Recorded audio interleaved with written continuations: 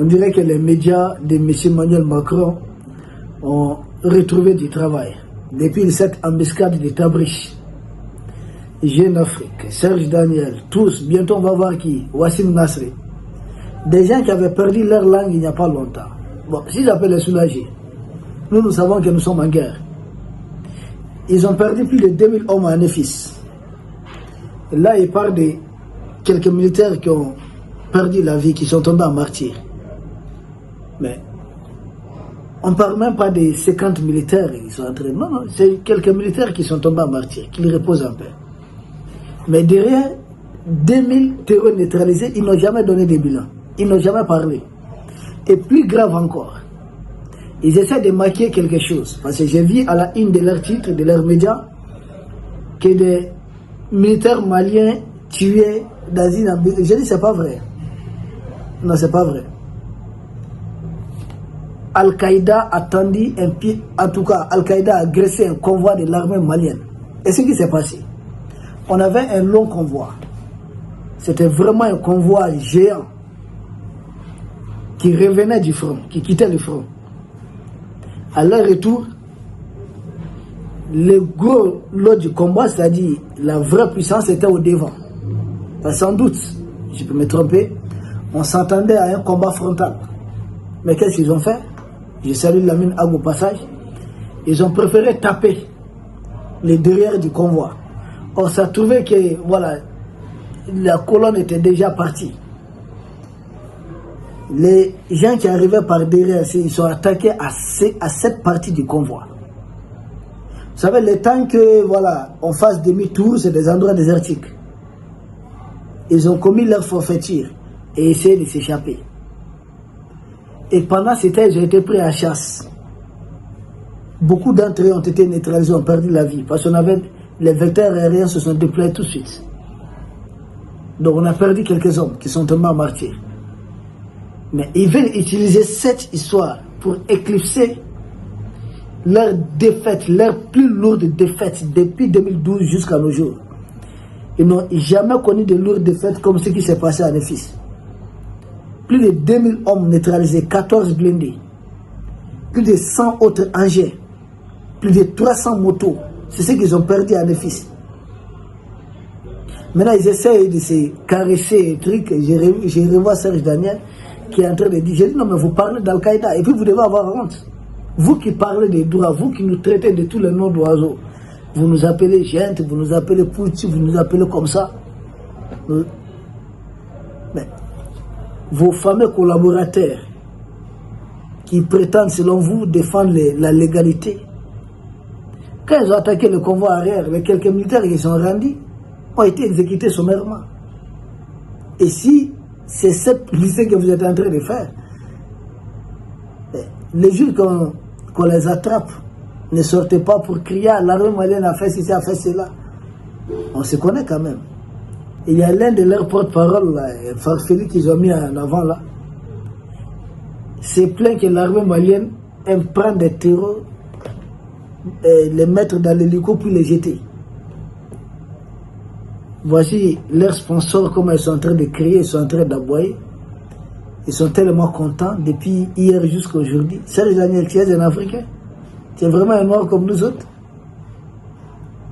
Les gens qui sont en train de commettre ces trucs-là contre des populations africaines, tu n'as pas honte, Serge Daniel?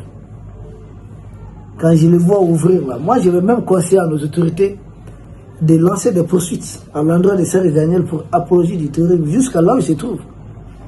Il serait à Dakar ici tout près, il n'est pas loin. C'est de là-bas qu'il est en train de faire la communication d'Al-Qaïda. Parce que dans leur communiqué, les terroristes du FLA disent quoi? Ils disent qu'ils ont mené cette opération avec leurs alliés du Génim, selon eux du terroir. Génim là c'est Al-Qaïda. FLA même c'est Al-Qaïda presque. Ils sont alliés, ils sont qui? Ils sont Al-Qaïda. Les fameuses ONG qui sont manipulées par la jeune française qui à chacune de nos victoires n'hésite pas à courir à aller essayer de déposer une plainte contre nous. Sont bouche bée. Ces exécutions sommaires sont bouche bée de la part d'Al-Qaïda. Ces ONG soutiennent toute Al-Qaïda. nous voyons. Mais seulement on ne pleure pas. On ne pleure pas. Parce que juste après, non seulement ces terreurs ont été neutralisés, mais nous avons effectué des frappes même ailleurs, de manière vaste, très vaste. Dans beaucoup d'endroits, ils ont été neutralisés. Mais là, silence radio. Serge Daniel ne voit pas ça. Wassim Nasser ne voit pas ça. Jeune Afrique est aveugle. Personne d'entre eux n'a les yeux pour voir la victoire écrasante de l'armée malienne. Tout ce qu'ils ont trouvé à se mettre sous la dent, c'est cette embuscade. Mais de cette embuscade, nous avons tiré beaucoup de leçons. Nous allons en tirer davantage. Ça va nous renforcer sans doute, mais le terreur sera affaibli. Parce que nous savons dorénavant, tout terroriste capturé, c'est quoi son sort? Et plus jamais, il ne faudrait pas qu'on vienne nous dire, ah non, FLA a des revendications politiques, c'est un mouvement séparatiste. J'ai dit, vouloir même diviser un pays, là, c'est ça le terrorisme. Et quels sont les moyens utilisés? Ils sont en train d'utiliser pour espérer parvenir à leur fin. Leur mode opératoire, c'est du terrorisme. Regardez souvent les théories du FLA du génie, dans certains endroits au nord du pays, quand ils surgissent, ça ici, il n'y a pas l'armée, ils se mettent à assassiner nos populations, surtout les populations noires, et d'autres tribus touareg qui ne sont pas d'accord avec eux. C'est ce qu'ils font. Ce sont des mercenaires. Tout ce qu'ils veulent, c'est nous empêcher, voilà, perturber au maximum les nord du Mali, savent qu'ils ne pourront pas contrôler, pour nous empêcher d'exploiter ou attribuer des marchés à certaines entreprises. Exploiter notre pétrole, exploiter notre gaz. C'est tout ce qu'ils sont en train de faire. C'est du vrai banditisme. C'est la guerre. De toutes les façons, nous, dans une guerre, il y a des victimes, il y a des gens qui tombent en martyr.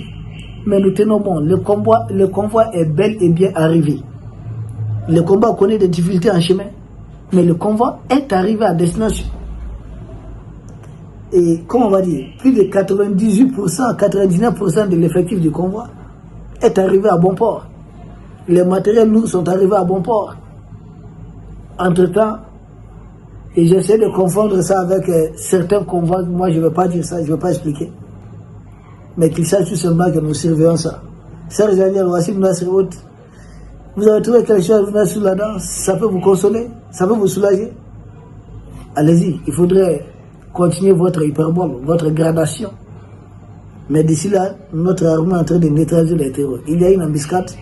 Nous avons perdu quelques hommes qui sont tombés en martyr. Le convoi est arrivé à bon port.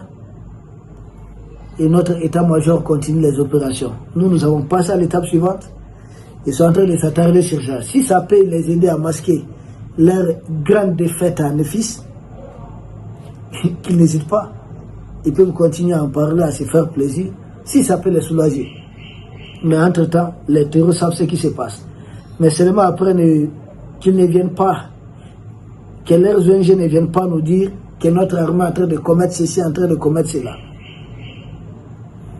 Ils doivent accepter qu'on termine ce qu'ils ont commencé. Peuple d'Afrique, nous vous remercions. Nous espérons vous retrouver demain pour un autre sujet au sommet de l'actualité. Merci.